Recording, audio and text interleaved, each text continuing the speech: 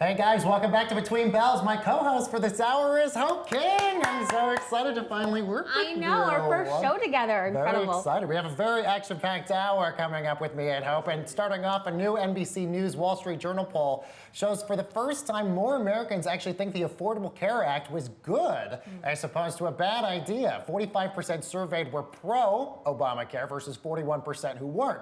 So Brian Rotella is the founder of the Rotella Legal Group, and he's here to tell us more about the prognosis for Obamacare. Brian, thanks so much for joining us. So the president-elect says that Obamacare is going to be repealed very, very soon, but he hasn't really said what it's going to be replaced with. Do we have any idea what's going to happen? If you do, Hope and Baker, then I would go to Vegas and put some money on it. Because candidly, I can tell you, I don't know anybody knows what's going to happen after January 20th. What I'm telling folks is, and it's interesting in your lead-in, anybody who thinks that the polls that have come out that says that Obamacare is good, they must have been the same people that thought that Anchorman 2 was better than Anchorman 1. Because my office is full of millennial attorneys, and I can tell you every single one of them is not a fan of Obamacare. Bottom line, what I do think is going to happen once President-elect Trump is in office is that you are going to see quickly a move to repeal. And what I think is really important for your audience is to understand a lot of fake news that's been out there about what happens when you do repeal. What I mean by that is nobody's going to go without insurance the day that it's repealed. There is no Obamacare insurance policies. No one in your audience has a policy that says Obamacare on it. They're all by private insurance companies. And what happens is there's a law that was actually passed by Bill Clinton in the 90s, and that law, HIPAA, means that you get a 90-day safe harbor before they can cancel your insurance. So the first thing I want to do, Hope and Baker, is let your audience know, if you hear repeal, do not believe that your insurance is going to be canceled tomorrow. Not going to happen. So the report from the Congressional Budget Office that just came out yesterday that says 18 million people would lose their health insurance if it was repealed, you're essentially saying that they're still going to be able to keep their insurance until something, an alternative is created for them? Now look, that congressional report that came out, I think if you really dive into it and over time, it's going to look like the Warren Commission report as far as with different conspiracy theories and so forth. It is, to answer your question, it is extremely tailored to those proponents of Obamacare. Because if you were to write everything out, meaning you weren't to put any of the measures that the president-elect has suggested, such as being able to buy insurance across state lines, what that means is we can all go online now. I'm based here in Florida. I can buy a car in the state of Washington. I just can't insure myself with a product in the state of Washington. Those types of small measures that come in place are going to buffer ultimately what that congressional report is saying. And the other part of that congressional report that's really false is that report is taking in line the stuff in the Affordable Care Act that was all about Medicare. And Medicare has nothing to do with the Obamacare exchanges, and no one is talking about repealing Medicare. That's a major, major, major miss that they didn't describe in that report from yesterday. Brian, you're an attorney. I think you do have some healthcare providers as some of your clients. What's your relationship to the rulings now, and why are you so outspoken about it? Because you have written several contributor posts to different media outlets criticizing the healthcare plan. Great question, Hope. My firm, Rotella Legal Group, I probably buried the lead here. I'm a lawyer who doesn't like lawyers.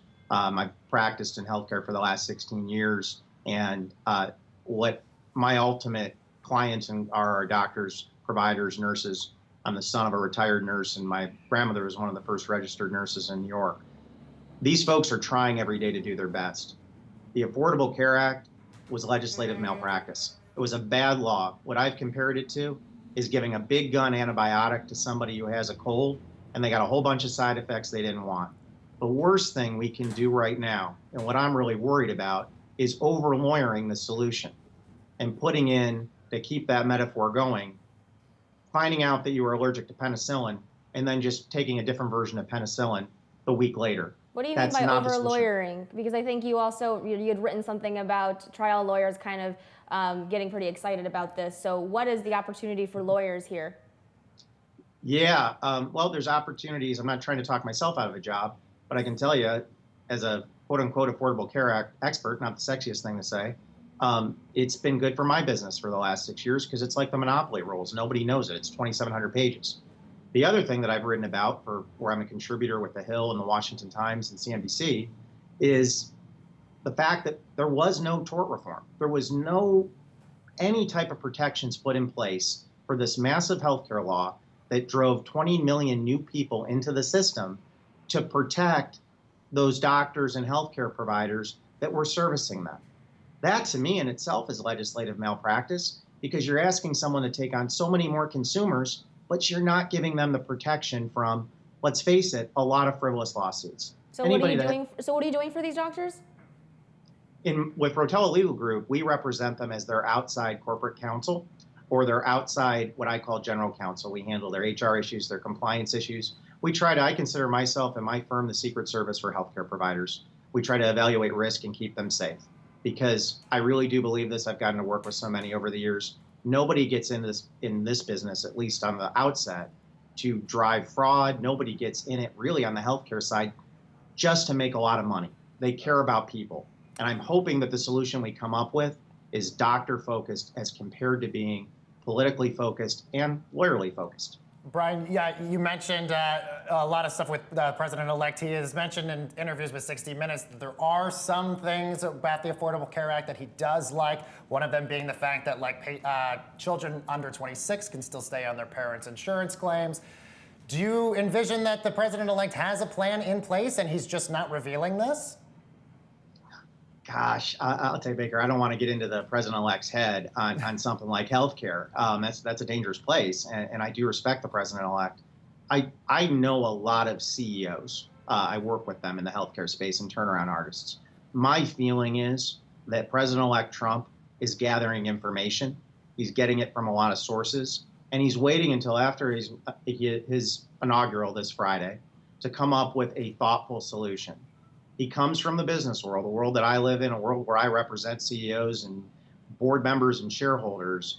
You know, people get fired for making bad decisions. It doesn't happen to politicians, unfortunately. Right. That's what he understands. So, people are complaining about not having all the details to his plan. Gosh, maybe that's a good thing that we don't have all those details until he's listened to all the experts and come up with something that makes sense. And like I said, what doctors live by? Do no harm. Right. Let's not put another law in place that does more harm. Awesome. Thanks so much for sharing your viewpoints with us here, Brian. Yes, thank you, Brian. My pleasure, anytime.